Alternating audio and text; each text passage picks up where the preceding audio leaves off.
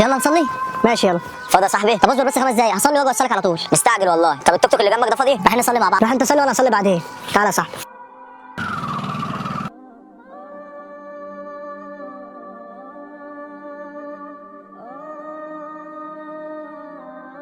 فاضي يا صاحبي؟ تعال اركب.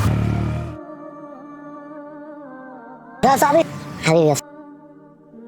انت خايف روح تصلي عشان ممكن زبون يروح منك. ده النبي عليه الصلاة والسلام بيطمنك وبيقول لك لن تموت نفس حتى تستوفي رزقها وأجلها. النبي عليه الصلاة والسلام بيقول لك ما تخافش، والله رزقك جاي مش هينقص منه شيء، مش هيروح منه حاجة، بل بالعكس ده انت لو حافظت على الصلاة ربنا هيبارك لك في رزقك وفي مالك وفي صحتك وفي أولادك.